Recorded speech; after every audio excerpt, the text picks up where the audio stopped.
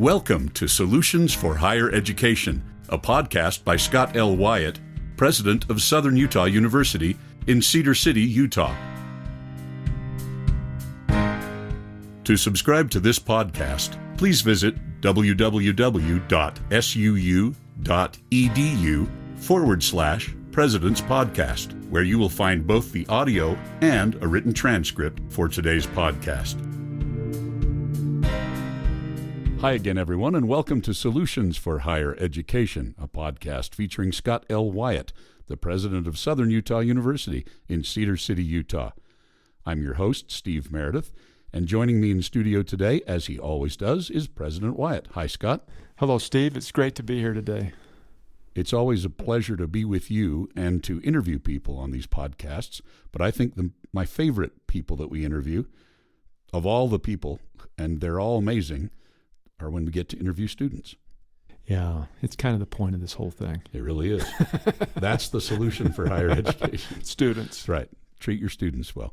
Anyway, we have two student athletes with us, and we're going to talk about student athletes. And why don't you introduce them to us? So we do have two of our outstanding students here. Cam Oluyitan. Yep. On our basketball team. Yes, sir. Your second year at Southern Utah University, and you ready for the season that's coming up? Yep, definitely. You ready for the winter that's coming up? Nope, not at all. Not at all. We get students from all over the country, and Cam, you're from Texas, and it's just a little bit colder in the winter in Utah than Texas. Just a little bit, yeah, just a little bit. But it's a dry cold. Yeah, that's true. That's true. Does that make a difference? Nah, the cold's still the cold, and it's all cold is still cold. Yeah. And we have Angie Nickerson. Angie, you're a runner. Yeah. In fact, you just did something kind of spectacular. Congratulations. Thank you. You won the conference title. Mm-hmm. Why don't you tell us about it? Yeah, so we were up in Sacramento for the Big Sky Conference Championship. We'd had a really good season thus far. Right now, I think that we're ranked 22nd in the country, so that's out of the 349 Division I programs. We're the 22nd, and so we've had a good season. I think it's the first time we've had a women's team be nationally ranked, and so it's been really exciting.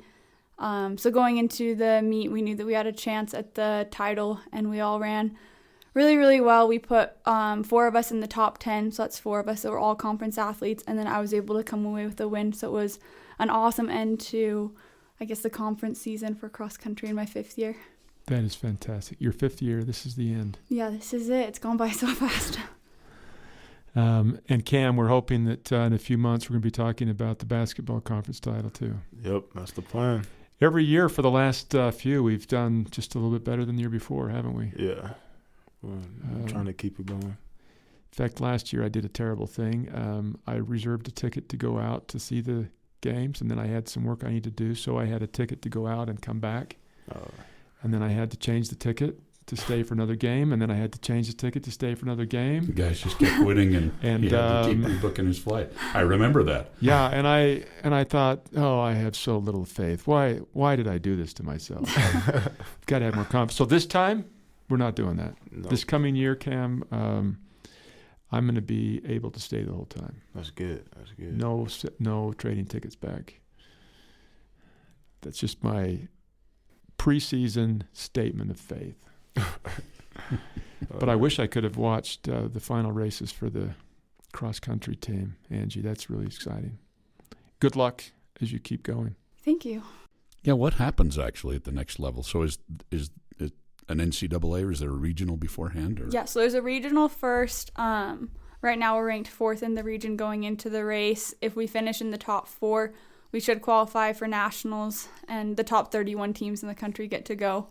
And then at nationals, I think that if we have a really, really good race, if we all show up and run our best, I think we could be top 15, maybe closing in on top 10, which would be incredible. I need to get the dates in my calendar. Yeah. Yeah, I was I'll get them to you. We'd love to have you there. Well, it's fun to watch success.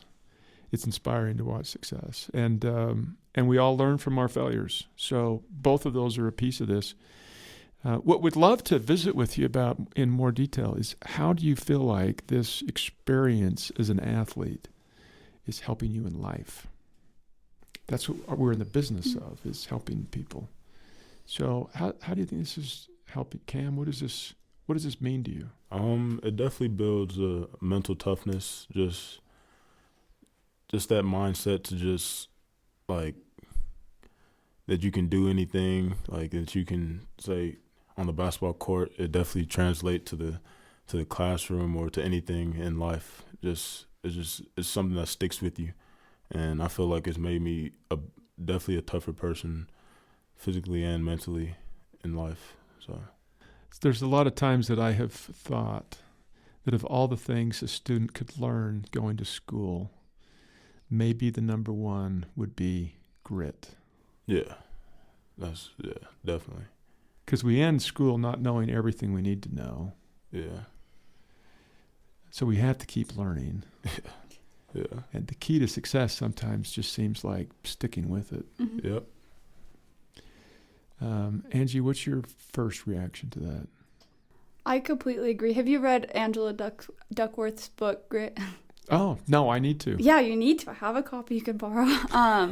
So she just talks about grit as being like the combination of passion and perseverance, and how if you like enjoy what you're doing and you stick with it, that will trump just like pure talent and raw talent in any situation. And I think that's something that I've learned by being a student athlete, is just to like be persistent. We kind of joke when we look at our team this year, with like Coach Houle's recruiting, kind of how it's all played out, where like if he wouldn't be patient with us and wouldn't give us chances when we're struggling, that we wouldn't have a team, because each and every one of us has had times where like we're injured. We've had a couple girls with like stress fractures, or people deal with like iron issues, or just like being in a slump for a year or so. And if he wouldn't have been patient with us, and if we wouldn't have been perseverant and stuck with it, that we wouldn't have a team. So I think that, grit to me is just sticking with something that you love. And I think that is something that will carry into the next arena in life, like whatever we choose to do for our careers. If we're passionate and if we stick with it, I think that we can do really big things. Is there a moment in a race or basketball game or practice, is there a moment where you felt this, where you thought, this is too hard, but I have developed something in me that helps me get through it? Or in class, have you ever thought, well, if I can lift weights for an hour, I can read this chapter, Have you ever had that kind of a moment that you can think of? Pretty much every day. It's just constant work, and we've just gotten so used to it, kind of, that we're just telling ourselves like constantly that this is nothing. Like, I'm just gonna do it. Like, and it definitely translates to pretty much everything, and that's why I'm grateful to be like a student athlete. Can you see that you're becoming stronger? Yeah, definitely. I just got that mindset for everything. Like, can you feel it in your classwork? You said what? Do you see that in your classwork? Oh, yeah, definitely. Angie, I was talking with some runners a month ago, and I asked them about this question, what was your hardest race? And their answer was, it's never been the hardest race, it's been practice that's been the hardest. Oh, for sure. Yeah, racing, if you're prepared when you toe the line, like the phrase in running is like the hay is in the barn, and it's just like the important work's already been done. So when we get to the line, we know that like racing's tough, but the preparation's definitely tougher. I agree. It's the everyday. Mm-hmm. We can all show up for one day, but can we show up for every day? Yeah, exactly. Yeah. And I think consistency is such a big thing. Like, that's when I noticed the biggest improvements in my running were like when I took every day seriously. And I think schoolwork is kind of the same thing, where it's like you can try and show up for the final test, but if you haven't been doing the work for the rest of the semester, you're not going to be ready. So it's just like what you're doing on the day-to-day basis that I think prepares you really well. And knowing that you've done that preparation, like come race day or come test day, I think makes it so much easier, just like you're just more relaxed and you know that you've done what you need to do. Steve, so you're a singer. I am. When you're not the announcer at football games or other things. I do a lot of stuff. It's kind of similar that a talent, whether it's running or basketball or singing or playing an instrument or learning a language, you can't cram for those. That's right. Yeah. I actually was thinking about that in terms of the music students that I work with. It's not physically as challenging as what you folks go through, but I think the expectations that we have of those students are very, very high, and you have to perform in front of the public, and so there's a different kind of pressure on athletes and musicians and other students that are not only going through that difficult grit-filled training process, but then they're expected to take their final test in front of a crowd who's going to cheer for them. You know, I mean, that or yell, right? Or boo. That's right. And when we go, you know, I'm the assessment accreditation officer essentially for the university. And when people talk about assessment, I always say in athletics, in the arts, we invite you to our final exam. You know what we're doing. You know by wins and losses. It's all very public. And I actually wanted to ask you that question. Do you feel that part of this development of grit and toughness is that you're able to stand up publicly and do what it is that we've asked you to do? In other words, the training is in private, but when you actually do the event, there are thousands of people along the raceway or in the stadium watching you do what you do. Has that extra pressure toughened you? Do you ever feel do you ever feel that pressure to perform, and does it help or hinder? It definitely. Well, for some people aren't prepared for it, but some people are. But I feel like it definitely helps me, just that pressure, because this is stuff that I've worked on for my whole life, and to be put in that spotlight in front of 1,000 people or however many people, it's just something that I've dreamed of, and it definitely excites me to be like able to do that, and so I definitely love doing that. That's great. I'm glad to hear that. I always wonder if kids don't go home and cry softly into their pillow. Yeah, because it's to miss the front end of a one-on-one and lose a game is an awful thing. It is, yeah. But huge to do it pressure in front of 1,000 people, you know, whose hopes and dreams were riding on that shot, that's a lot of pressure for an 18-year-old, 19-year-old, 20-year-old person. You know, I mean, that's definitely a lot of pressure on their shoulders. It's definitely not easy, but this is, like I said, this is just that's some people dream about that shot their whole life, and so it definitely makes it easier. Yeah. So, have you ever had an occasion where it has gone really badly? Yeah, definitely. Everybody's watching. You're disappointed in yourself. Your teammates are disappointed. You go home, and it's time to throw it in. How do you work through that?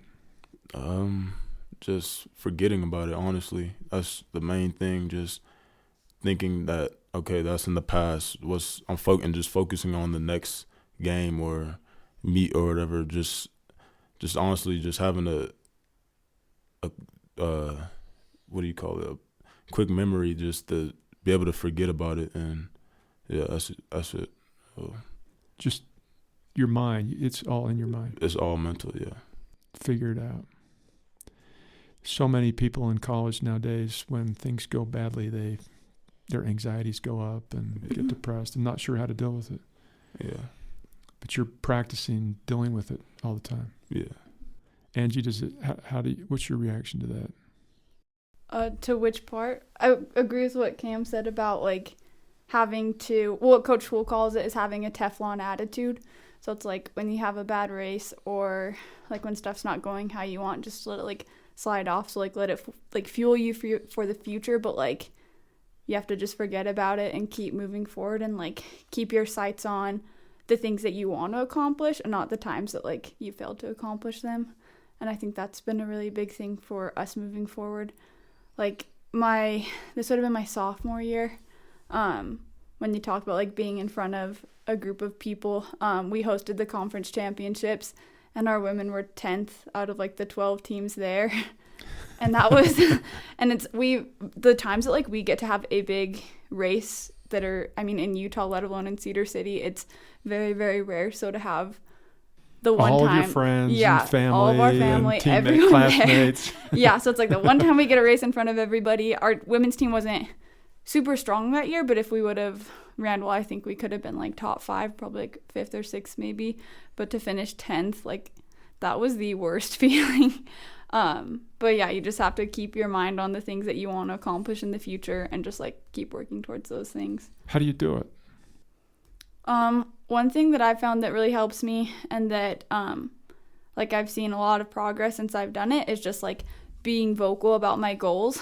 And like if I want to be an All-American, if I want to, like this indoor season, I want to break the Big Sky record in the 5K, it's telling people, so you have people to hold you accountable for those things and just like making those types of goals something that are very habitual so that they're always in the back of your mind and you kind of carry them with you wherever you go.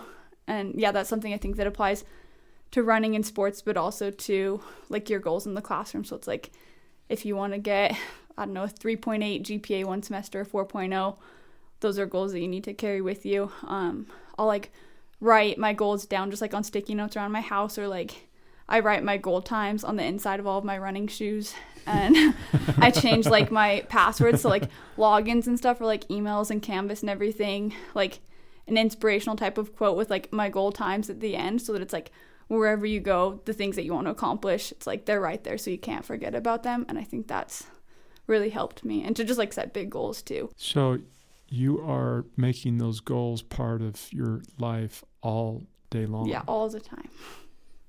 You can't forget them. Yeah, like no matter where you go, like they're going to be there. Do you ever have times where you struggle believing? Sometimes I think that something that's helped me is to set goals that are like attainable, I guess, like kind of like smaller step goals. So like have the bigger goal, like something that you're aware of, but it's like, okay, before I can run a 5K in 15 minutes and 45 seconds, I need to have broken 17 minutes or like 17:30. So it's like at first the goal is to break 17:30, and then it's to break 16:40, and then it's to break 16 flat. And so it's like now that I'm at those bigger goals, I mean, 3 years ago, I wouldn't have imagined having my goal to be to break the indoor Big Sky 5K record, but now it doesn't seem that crazy. You're about ready to graduate. Yeah. And what are you going to do next? I'm hoping to, if my outdoor season goes like I think that it can, to do the Olympic trials through the 2020 cycle, and the 10K, maybe in the marathon if I don't get the 10K standard, but I think I can. And I'd like to move to Flagstaff. And so I'm working on my degree in public administration right now. So I finished my undergrad degree in May in philosophy, and now I'm doing the master's program. So I'd like to get a job working in the nonprofit sector in Flagstaff, just working part-time for a little bit while I chase the running dream for a bit longer. And then, I don't know, after that, maybe train service dogs. Steve, I thought Really? she looked particularly smart. Yeah. That was my undergrad philosophy degree. degree. Yeah. This is the second time we've talked about that. Yeah, today. it keeps coming back. It does. Cam, have you ever had a time when it was hard to believe? To keep going? Yeah, definitely. But I just do everything in my power to not think about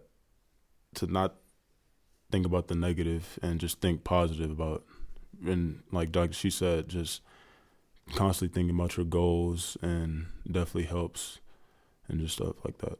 What's your worst day on the court ever?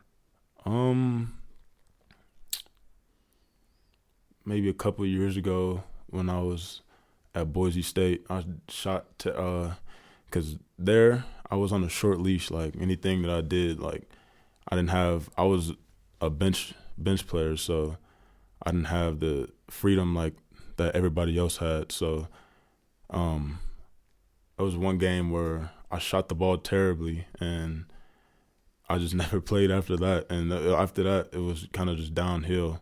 And, yeah, that was pretty much. Were there times that you said, I guess I'm not a basketball player? No.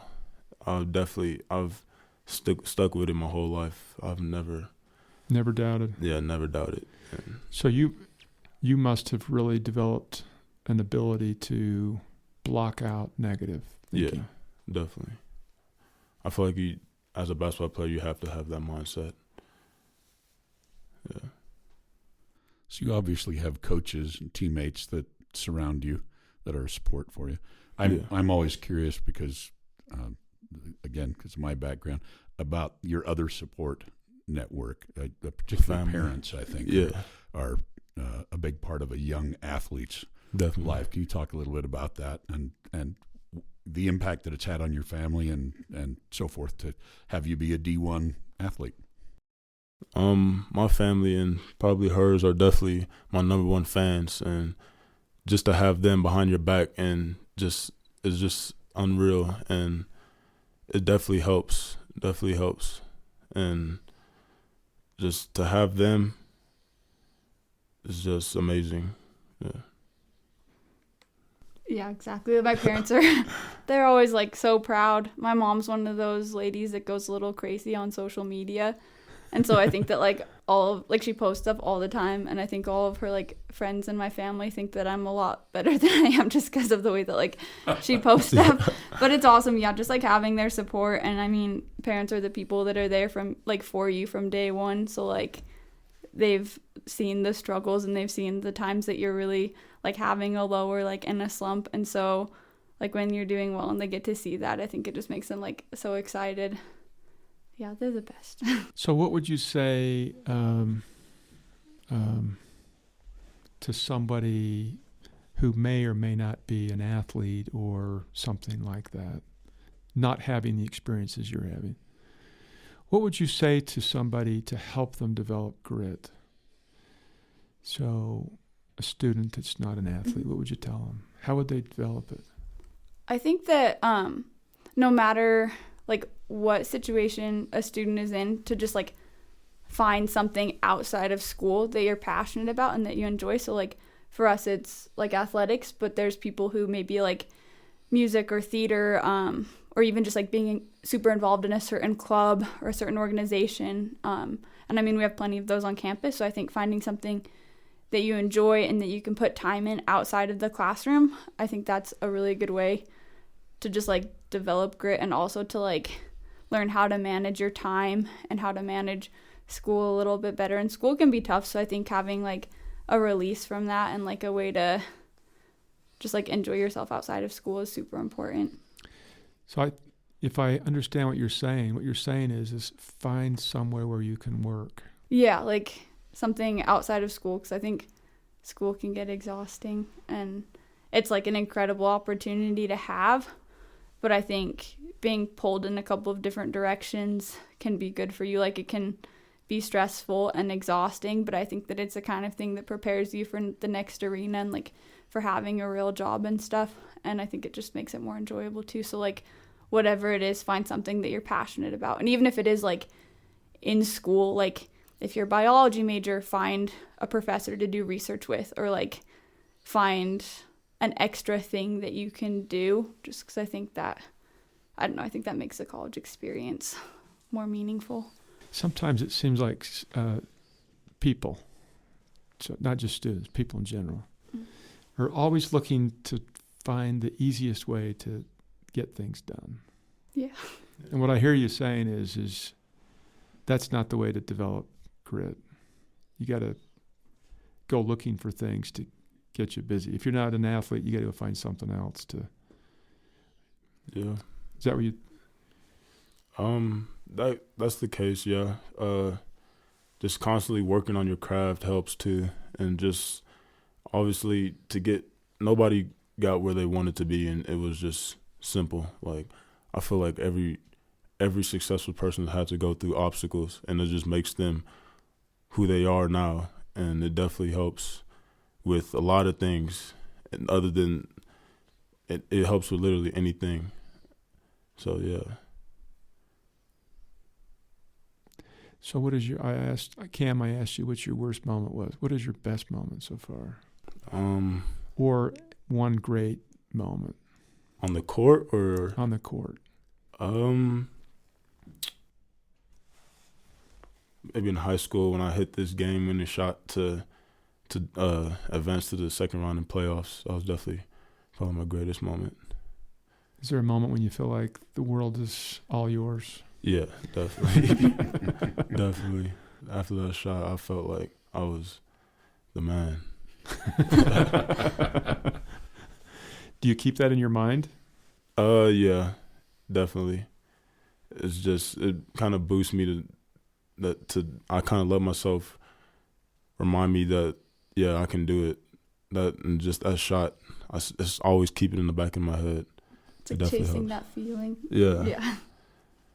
Yeah, I've done this before, so I can do it again. Yeah. Chasing the feeling. Yeah. You got something in your head and you're trying to find it again? Yeah. It's like that good moment, like the game-winning shot or like just a huge PR on the track, like finishing the race and looking up and seeing the time and being just like, wow, like I can't believe I just did that. And then, yeah, it's like that's the feeling that you're trying to get. You're both doing two very different things because in basketball, you've got the score in front of you all the time. Mm-hmm. And when you're running, you're not looking at the time. Or are you?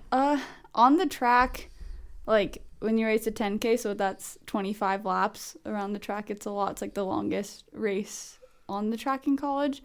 Yeah, you know the time. Like there's the digital clock at the finish. This is at big races, but at the ones where we're trying to run the really fast times, there's like a clock at both 200s, and then we'll have a coach somewhere on the track, and you know where they are going to the race, and they're yelling your time at you every single 400. So it's like if I'm trying to run 32:20, that's 80-second lap. So it's like every 80 seconds I have a coach yelling like, that was an 80 or that was a 79, that was an 82, you got to pick it up. So yeah, the numbers are on track are a lot different than during cross country, because cross country, like you'll maybe see a 3K split on a digital clock halfway through, but cross country is a lot more about effort than time. Yeah, and in cross country, sometimes you don't know where you're at. Yeah, there's those races where you think that like you're like, oh, like I'm in the last 800, and then you get to like a mile marker, and it's like, okay, just kidding. I actually have like I thought I had 3 minutes left, but I still have like 8, and that's the worst. That happened to me on the track for my first 10K, and the 10K hurts. Like it's a very painful race, but we're coming around, and I thought I had 8 laps left, and the lap counter said 7, and it was just like the biggest relief. I was like, I only have 7 laps left. Like I thought that I had 8, but they'd messed up on the count. And so then I thought I had a mile left, but I actually had 5 laps left, and that was rough. That was probably the most like pain I've ever been in a race too. You had to run 25 laps by yourself? Yeah. Well, there's like other people around. But like you string out pretty good in a 10K. Like you'll be lapping people, just because it's like a over half-hour race. But that was probably the most pain I've ever been in, thinking I had 4 laps left and actually having 5 laps left. That was rough. Even 5 laps is still at that point, like it feels like an eternity. But I have a new saying that I love, and it's pain is inevitable, suffering is optional. That if we put into our heads that we know it's going to be painful, but it's our choice how to respond to that pain. Yeah, and I think running's different than basketball, I think, a little bit, but like just being prepared for the pain. So it's like if you go into a race and it's hilly and it's cold, like the more you're expecting it, I think the better you'll be prepared. Yeah. I knew this was coming. This isn't a surprise. Yeah, exactly. Yeah. Exactly. Well, this is really fun. Good luck in the basketball season coming. Thank you. And good luck in the regional. Yeah, thanks. What was the last thing or the first thing that went through your mind when you realized that you had won? When I had won or the team had won? Both. Oh, so... Both. At the conference championship. It was kind of a weird race because I've won a couple of like conference championships like in indoor and outdoor, just like as an individual. but in cross, it's so much of a team effort. And so, like, this was the first race that I had led from, like, the gun to the finish. So, like, I had no idea where anybody was. And we kind of strung out pretty quick. And so, like, I could hear people cheering for me, but, like, I couldn't hear them cheering for my teammates. So I didn't know where everybody was in the race. So, like, I crossed the finish line and just, like, immediately turned around and saw there was a girl, 2 girls behind me. And then it went SUU 4th, SUU 5th, SUU 6th. And it's like, in that moment, I knew that our team had won. And I was so excited. We were all excited. And then the finish shoot just turns into, like, this, like, carnage of, like, people laying down and crying, and, like, everyone was so excited. And we had quite a bit of family out there, like my mom and then my teammate Charlie's mom. They both drove up together, and so they were both there, which was just awesome. And so it was exciting. It was really exciting. But just to see, like, I've been working so hard, but my teammates have been too. So to see each of my teammates have such a great race and be just, like, so excited for, like, this common goal that we've been working towards was just huge. It was awesome. We need successes and we need failures. We need them both. Oh, yeah. The failures make the successes so much sweeter. Yeah. So, Cam, what's going to be going through your head when the basketball team takes the championship? I don't even know. What do you think would be going through your head? That, man, is this real? Because this is, like she said, I know I've been working for it, and I know my team's been working for it. And so when it finally happens, I don't know how I'm going to react. I'm just going to, because honestly, winning the Big Sky, I don't think anything that big has ever happened to me. And just to win something like that and to go to the NCAA tournament, I really don't know how I'm going to react. I know it's going to be very emotional. I know that. You've been listening to Solutions for Higher Education, a podcast featuring Scott L. Wyatt, the president of Southern Utah University. We've been joined in studio today by Angie Nickerson from the women's cross-country team and by Cam Oluyitan from the men's basketball team. And thank you for joining us. And to our listeners, thank you for joining us. We'll be back again soon. Bye-bye.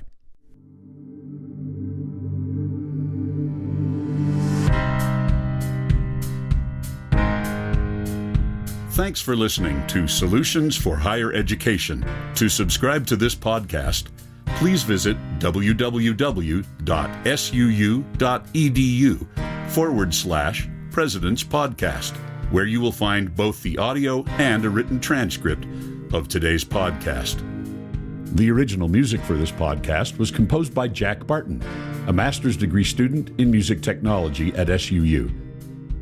For more information about Southern Utah University, please visit www.suu.edu.